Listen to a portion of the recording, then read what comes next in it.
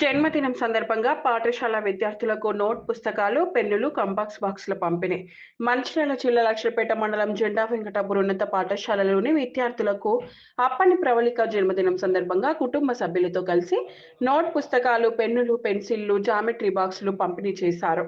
ఈ సందర్భంగా విద్యార్థులు మాట్లాడుతూ జన్మదినాన్ని పురస్కరించుకుని ప్రభుత్వ పాఠశాల విద్యార్థులకు ఇలాంటి వస్తువులు పంపిణీ చేయాలనే ఆలోచన రావడం గొప్ప విషయం. ప్రతి ఒక్కరూ ఇదే విధంగా ఆలోచన చేసి ప్రభుత్వ పాఠశాలలో తమ పుట్టినరోజు వేడుకలు జరుపుకొని ఆదర్శంగా నిలవాలని కోరారు.